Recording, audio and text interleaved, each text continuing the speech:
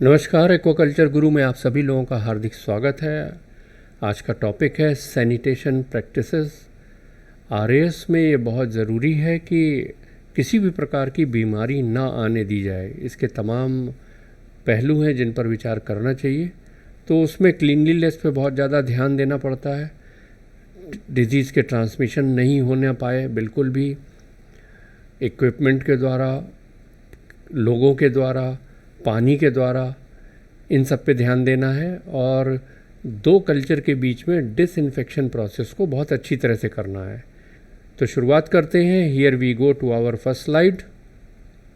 मछली पालन क्षमताओं को रोग निवारण कार्यक्रम पर निर्भर होना चाहिए, जिसका लक्ष्य ये हो कि कोई भी कल्चर जो चल रहा हो उसमें किसी प्रकार की कोई बीमारी आने ही ना पाए, उसे आप बाहर रखिए। तो इसको करने के लिए जो मुख्य आपको तरीके इस्तेमाल करने होंगे, उसमें वाटर क्वालिटी मेंटेन करनी होगी, न्यूट्रिशनल मैनेजमेंट, ज़्यादा खाना ना खिलाया जाए, ठीक से खाना खिलाना चाहिए, और फिंगरलिंग्स को बिफोर स्टॉकिंग क्वारंटाइन किया जाए और अच्छी तरह से तय कर दिया जाए कि हाँ, इसमें कोई बीमारी नहीं है। और स्वच्छता पर बहुत ज़्यादा ध्यान देना पड़ेगा। तो आज हम लोग स्वच्छता पर ही बात करेंगे। ये पार्ट 1 है, इसके बाद पार्ट 2 भी आएगा। जो स्वच्छता प्रथाएं हैं उनमें मुख्य रूप से क्लीनलीनेस पे ध्यान देना है, यानी कि साफ़ सफाई बहुत रहनी चाहिए जब मछलियाँ ग्रो कर रही हों। दूसरा, किसी प्रकार का भी डिजीज़ ट्रांसमिशन ना हो। रोग संचरण की सारी रोकथाम आप करिए, ताकि किसी इक्विपमेंट से, आदमियों के द्वारा और पानी के द्वारा किसी भी प्रकार की बीमारी का ट्रांसमिशन ना हो। ये बहुत ज़रूरी है। और दो कल्चर के बीच में डिसइंफेक्शन का प्रोसेस, यानी कि कीटाणु शोधन करना ही पड़ेगा आपको। ये बिल्कुल अनिवार्य है। ऐसा ना करें कि एक कल्चर आपका ख़त्म हो गया, उसी पानी में आपने दूसरी मछली के फिंगरलिंग्स को स्टॉक कर दिया और कल्चर को आगे बढ़ा दिया। ये बिल्कुल ना करें, इससे बहुत बड़ा नुकसान होता है। ये सफल होता ही नहीं है। तो आप माने कि ये पॉइंट्स जो हैं ये एक तरह से ब्रह्म वाक्य हैं, इनका आपको पालन करना ही पड़ेगा। बहुत इम्पॉर्टेंट पॉइंट्स हैं ये, या आप ये कह सकते हैं वेरी वेरी वेरी इम्पॉर्टेंट। इसको आप नज़रअंदाज नहीं कर सकते, क्योंकि अगर आपके यहाँ बीमारी आ गई तो उसमें अच्छे खासे पैसे लगने वाले हैं। वो पैसे अगर आप बचा लेंगे तो वही आपकी कमाई हो जाएगी। Money saved is money earn. तो बीमारी का इलाज करने में जो पैसा आप खर्च करेंगे, उसके बाद आप उसमें जो मछलियां हैं वो बीमार हो जाएंगी तो उनकी ग्रोथ ख़राब हो जाएगी, आपका कल्चर लंबा चला जाएगा, आपका बिजली का बिल बढ़ जाएगा, आपके सारे ओवरहेड्स बढ़ जाएंगे, लोगों की तनख्वाह बढ़ जाएगी, और आपका कल्चर इतना लंबा चल जाएगा कि आपको प्रॉफिट होने की संभावना ऑलमोस्ट ख़त्म हो जाएगी, और मछली की ईल्ड भी ख़त्म हो जाएगी। यानी कि मछली की ईल्ड जो आनी चाहिए, जो उत्पादन आपने सोच रखा है, वो बिल्कुल भी नहीं आएगा, क्योंकि बहुत सी मछली तो मर जाएंगी और जो बचेंगी उनका ग्रोथ उतना अच्छा अब नहीं रह पाएगा।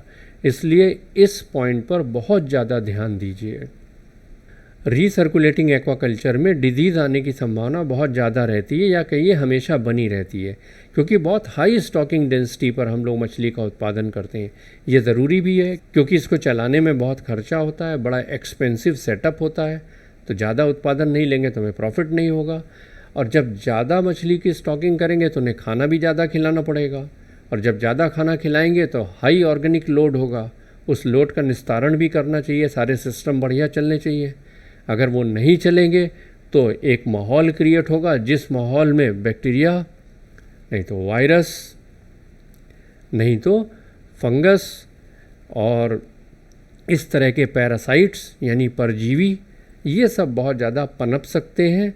और ये अपॉर्चुनिस्टिक हैं, अवसरवादी हैं। जैसे ही इनको मौका मिलेगा ये अच्छी तरह से वहाँ आके फ्लरिश करेंगे, कबड्डी खेलने लगेंगे, और 1 के 2, 2 के 10 लाख हो जाएंगे। और मरी हुई मछलियों को भी शीघ्रता से हटाया जाना चाहिए, क्योंकि वे अगर सिस्टम में रहेंगे तो अन्य मछलियों को संक्रामक रोग फैलाने पर एक महत्वपूर्ण साधन बन जाएंगे। और साथ में अगर वो सड़ने लगे तो फिर उनकी वजह से पानी की क्वालिटी भी ख़राब हो जाएगी। आरएस की जो डिज़ाइन है वो रोटेशनल है और रीसर्कुलेटिंग है, इसलिए इसमें बहुत सारे कंपोनेंट्स और यूनिट्स लगे होते हैं। इन सभी को आपको समय समय पर नियमित अंतराल पर निर्माता के निर्देशों के अनुसार अच्छी तरह से साफ़ किया जाना चाहिए। सफाई में साइफन, ड्रेनिंग, मलबे को हटाना, दीवार के टैंक पर शैवाल आदि को मैनुअल रूप से हटाना, बायोफिल्टर, ड्रम फिल्टर, इन सब में जो अतिरिक्त कण जमा हो गए हैं उन सब को हटाना, ये बहुत ज़रूरी है। जहाँ जहाँ कहीं भी अगर ऑर्गेनिक मैटर इकट्ठा हो रहा है तो उसे समय समय पे निकालना बहुत ज़रूरी है। एक तो वो उनकी वजह से बीमारी आने की संभावना बढ़ती है, दूसरा वो ऑक्सीजन भी बहुत खाते हैं। ये भी हम अपने दूसरे वीडियो में आपको बता चुके हैं, उन वीडियो को देखिएगा तो आपको ये बातें समझ में आएंगी। और ये बहुत महत्वपूर्ण है कि सफाई के उपयोग के लिए जितनी भी चीज़ें इस्तेमाल हो रही हैं, चाहे साइफन हो, पाइप हो, ब्रश हो, मग हो, बाल्टी हो, या जो भी अन्य उपकरण हैं, उनको उपयोग के पहले रासायनिक रूप से कीटाणु रहित किया जाना बहुत ज़रूरी है। उसके लिए आप कुछ 100 लीटर वाले बड़े मुंह वाले डिब्बे को जानबूझ के इमारत के कई कई जगह पर रख दीजिए जहां पर उनका इस्तेमाल किया जा सके। इसमें आप केमिकल जो भी है आपका डिसइंफेक्टेंट वो आप रखिए, और जो भी उपकरण आपको डिसइंफेक्ट करना है उसे उपयोग के पहले और उपयोग के बाद उसमें डुबोया जाए और उसके बाद उन्हें उपयोग किया जाए आराम से। उपयोग में न होने पर इन उपकरणों को सूखने के लिए खुली हवा में लटका देना चाहिए। अगर सूरज की रोशनी में लटकाएंगे तो वो और अच्छा होगा, जैसी जिसके पास सुविधा हो। जो भी केमिकल्स आप उपयोग में ला रहे हैं वो रसायन मछली के लिए कम से कम जहरीले होने चाहिए। फिर भी उनका ये काम है कि वो उपकरण पर जमा होने वाले संक्रामक कणों को, तेल को या अन्य कार्बनिक मलबे को हटाने में पूरी तरह से सक्षम हो, प्रभावी हो। जैसे पोटेशियम परमैंगनेट है, इसको 10 ppm से इस्तेमाल किया जाए, और एक क्वाटरनरी अमोनियम सैनिटाइज़र्स होते हैं, चतुर्धातुक अमोनियम यौगिक, जैसे सेट्रीमाइड हो गया, क्लोरहेक्सिडीन हो गया, बेंजिलकोलियम क्लोराइड हो गया, इन सब का भी इस्तेमाल किया जाना चाहिए। और मैन्युफैक्चरर के हिसाब से आप इसका डाइल्यूशन बनाइए और फिर इन्हें इस्तेमाल करें।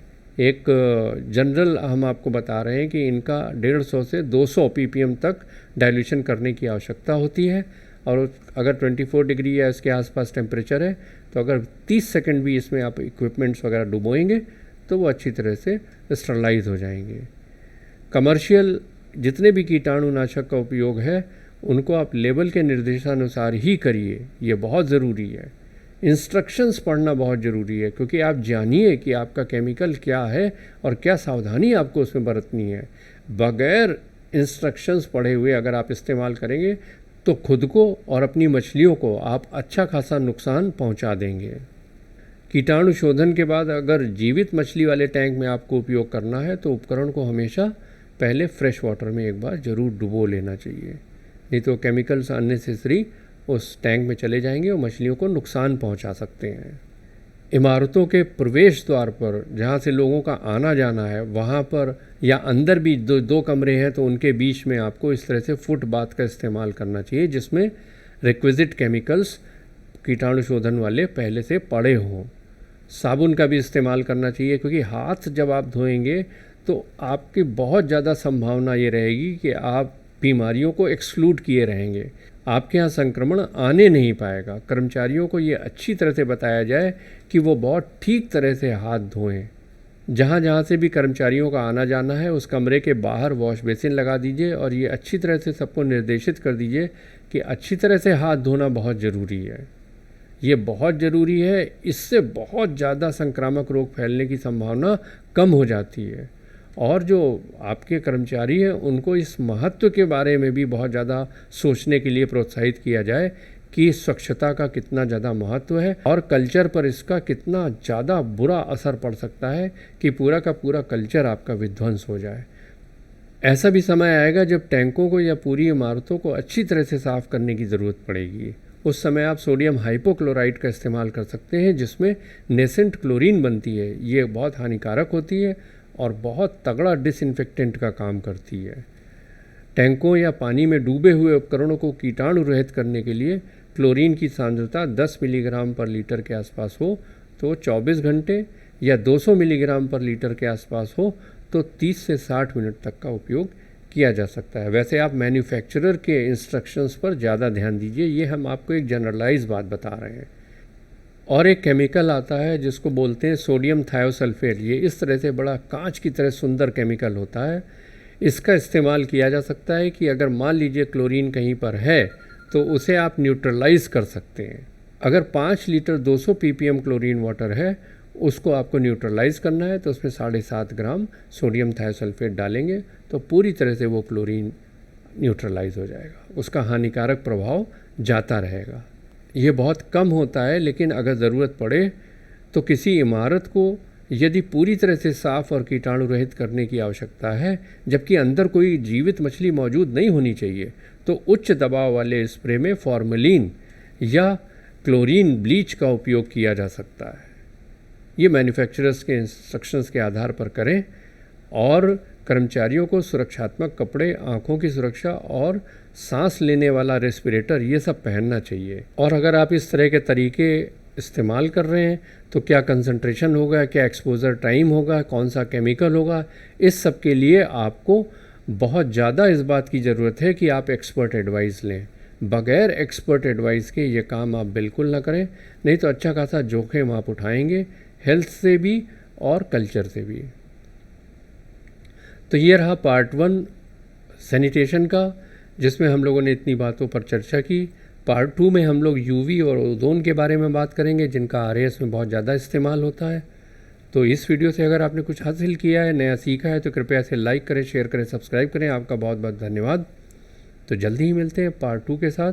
तब तक के लिए अल्लाह हाफ़िज़। जय हिंद, जय भारत, वंदे मातरम।